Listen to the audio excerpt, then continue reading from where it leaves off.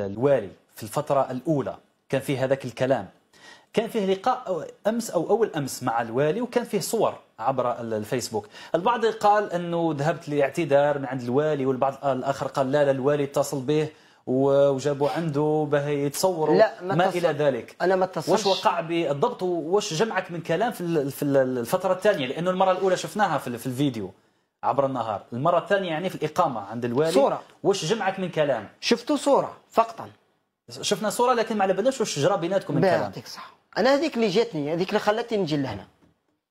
أنا بيني وبين الوالي هذا ما كان حتى شيء. هاي الصورة تبان لكن ما عندناش واش تفاصيل واش كاين. أنا بيني وبين الوالي في هذيك اللحظة ما كان حتى شيء. أنا اللي هداتني نجي هو حط في الشريط باللي مبادرة صلح. لا، أنا اللي جابتني مانيش حاب يزيد يصغرني، هو مانيش حاب اللي يزيد يتبرى بها هذيك الصورة. الحمد لله أنا الوالي والي. لكن أنت ما قلتلناش أنت اللي رحت عند الوالي أو الوالي استدعاك؟ أنا اللي رحت. وعلاه رحت؟ كانت الناس حابة تضخم الأمر بالخير، موش حاب الوالي يجي للدار بالخير. راح يدير الوالي أمور أخرى.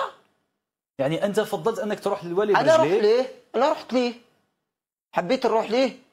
سيد الوالي هاني قدامك، ما كان حتى شيء بيني وبينك. حبيت تروح للدار تعزيه، عنده أهله ووالدين وخاوته وعرشه، تفضل. حبيت ما تجيش، ربي سهل عليك. بصح هو هذيك الصورة ولا زاد صغلها، لأنه عبر مواقع التواصل الاجتماعي كان في حديث هكذا، قال لك بالخير اتصل بعياش وجابوا عنده بالخير مش عياش. بالخير عفوا. أنا ما اتصلش بيا، هو من الواحد ما يكذبش يقول الحقيقة. ما اتصلش بيا الوالي، اتصلت بيا ناس مقربين ليه باللي الوالي هذا راه كان جاي ورجعوه. كان جاي المنزل تاعكم. كان جاي الوالي رجعوه. وعلاه رجع عند الوالي؟ قلت لهم علاه رجع؟ قالوا لي انت اللي راك ترجع فيه. هما حابين يديروا لي هذيك الامه، يزيدوني، حبوا يعقدوا الامور. وانت ماكش ضد زياره الوالي للعائله تاعكم؟ انا مانيش ضد الوالي، انا ما نقدرش نحاسب الوالي، انا ما نقدرش نحاسبه.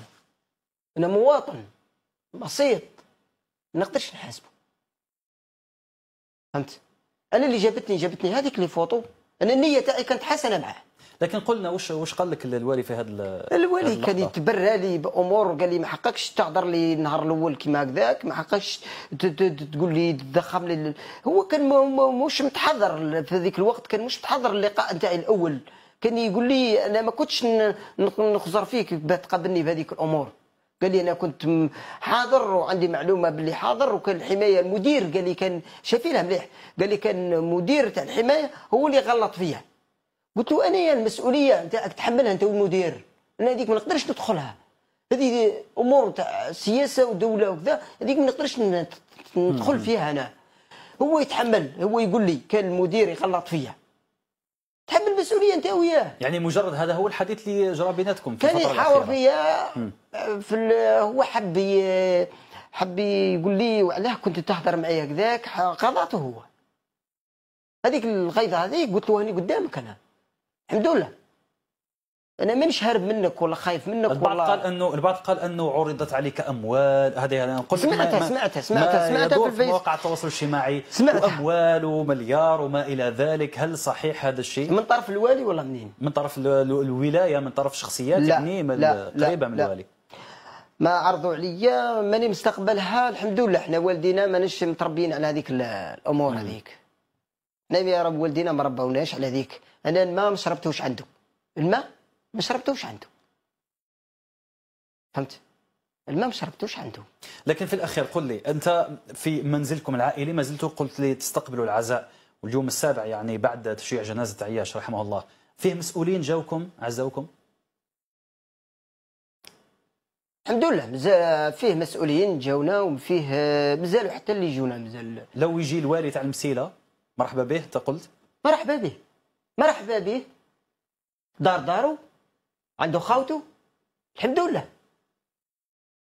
بابا مازال حي، خاوته مازالوا حيين، اهله وعرشه مازالوا حيين، وراهم متوجدين للوالي وباستقبال، والحمد لله حنايا الامور فاتت. طيب. ماناش حابين نتحدثوا